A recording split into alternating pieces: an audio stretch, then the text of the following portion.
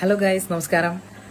അപ്പോൾ നമ്മുടെ big boss season 7 മത്സരാർത്ഥികളുടെ കുത്തിത്തിരിപ്പുകൾ, യഥാർത്ഥ മുഖങ്ങൾ വീണുടഞ്ഞുകൊണ്ടിരിക്കുന്നു. പ്രത്യേകിച്ചും 50-ാം ദിവസത്തിലേക്ക് കടക്കുമ്പോൾ പല മത്സരാർത്ഥികളുടെയും യഥാർത്ഥ മുഖം അഴിഞ്ഞു വീഴുകയാണ്. പ്രത്യേകിച്ചും ഷാനവാസ് നെവിന്റെ വിഷയം നെക്സ്റ്റ് വീക്കെൻഡ് എപ്പിസോഡ് അടുക്കുമ്പോൾ, അതായത് ഈ വീക്കെൻഡ് എപ്പിസോഡ് അടുക്കുമ്പോൾ അത് വളരെ ക്രൂഷ്യലായിട്ട് അവതരിപ്പിക്കാൻ ഷാനവാസും, എന്നാൽ പ്രോഗ്രസീവ് അല്ലാത്ത ചിന്താഗതിയാണ് ഷാനവാസിന്റെ എന്ന് ആരോപണം ഉന്നയിച്ചുകൊണ്ട് നെവിനും ഇരിക്കുന്നുണ്ട്. അപ്പോൾ നെവിന്റെ ഭാഗത്താണ് ന്യായമെന്ന് നെവിൻ ഉറപ്പായിട്ടും വിശ്വസിക്കുന്നു. ബിക്കോസ് അത് ഷാനവാസിന്റെ കുഴപ്പമാണ് എന്ന് നെവിൻ ആരോപിക്കുന്നുണ്ട്.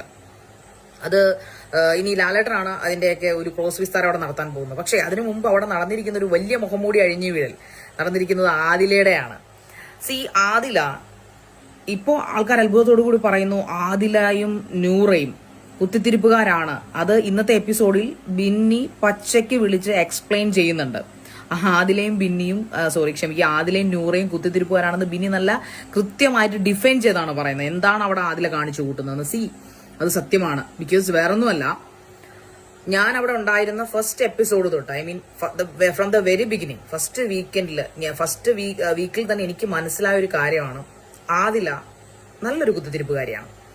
നമ്മൾ പുറത്തുനിന്ന് കണ്ട ബഹുമാനം കൊടുക്കേണ്ട ഒരാളെ അല്ല ആദില. എനിക്ക് അയാളോട് പേഴ്സണൽ വരായിരിക്കുന്നില്ല, എല്ലാവരും ഗെയിമേഴ്സാണ്, ഗെയിം കളിക്കും. പക്ഷേ ഈ പറയുന്ന പോലെ അതിലേക്ക് എന്തരോ ഗെയിം കളിക്കുന്നതെന്ന് എനിക്കറിയത്തില്ല. എന്തിനാണ് അങ്ങനെ ഗെയിം കളിക്കുന്നത് ഇപ്പോഴും മനസ്സിലായിട്ടില്ല. ആദ്യം ഗ്രൂപ്പിസത്തിന്റെ കൂടെ പോയി ചേർന്നു, എന്നിട്ട് ഗ്രൂപ്പിൽ പെടാത്ത നമ്മളെ നോക്കിയിട്ട് പറഞ്ഞു ഞാനാണ് അവിടെ ഗ്രൂപ്പ് കളിപ്പിക്കുന്നതെന്നും, അതിനുശേഷം പറഞ്ഞു എനിക്ക് രണ്ടു വള്ളത്തെ ചവിട്ടുന്ന സ്വഭാവമാണ്, എന്റെ സ്വഭാവം ഓന്തിൻ്റെത് പോലെയാണെന്നൊക്കെ ഒരുപാട് പേരുകൾ എന്നെ വിളിച്ച ഒരാളാണ് അതില. അപ്പോഴൊക്കെ നമ്മൾ അതിനെക്കുറിച്ച് ഒന്നും പറയാൻ പോയിട്ടില്ല. ഇത് കാലം തെളിയിക്കും, കർമ്മ വിൽ ബി ബാക്ക് എന്ന് ചിന്തിക്കുന്ന ഒരാളാണ് ഞാൻ. ഇന്ന് ഞാൻ സന്തോഷിക്കുന്നു, കാരണം 50-ാമത്തെ എപ്പിസോഡ് അടുക്കുമ്പോൾ ആദിലയുടെ യഥാർത്ഥ മുഖംമൂടി പൊളിഞ്ഞു വീണിരിക്കുന്നു. കമ്മ്യൂണിറ്റിക്ക് വേണ്ടി, അല്ലെങ്കിൽ ലക്ഷ്മി ആദിലയെ പറഞ്ഞു, അതൊരു കമ്മ്യൂണിറ്റിയുടെ ബേസും പറഞ്ഞ് ആദിലേക്ക് കുറെ വോട്ടുകൾ കിട്ടുന്നു. നൂറെ ഞാൻ പറയില്ല കേട്ടോ, നൂറ ഈസ് അതർ ഒരു പേഴ്സണാലിറ്റിയാണ്. അവരെ നമുക്ക് ഇതിന് ആദിലയായിട്ട് കൂട്ടിച്ചേർക്കാൻ പറ്റില്ല. പക്ഷെ ആദിലോട് ചേർന്ന് നൂറയും അങ്ങനെയായി മാറുന്നു എന്നാണ് എനിക്ക് പലപ്പോഴും തോന്നിയിട്ടുള്ളത്. കാരണം ഒരു വ്യക്തിത്വത്തിന് ഉടമയാണ് നൂറ. പക്ഷെ നൂറയ്ക്ക് പലപ്പോഴും അത് എക്സ്പ്രസ് ചെയ്യാനുള്ള അവസരം ആദില നൽകാറില്ല എന്ന് എനിക്ക് തോന്നിയിട്ടുണ്ട്.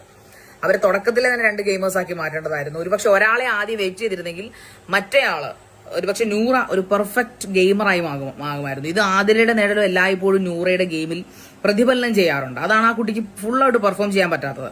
സോ ഇപ്പൊ ഷാനവാസിന്റെ ഇഷ്യൂ, ഷാനവാസ് ഇതിനൊരിക്കലും മുമ്പ് ഇയാൾ ആ ഇഷ്യൂ റേസ് ചെയ്തിട്ടില്ല.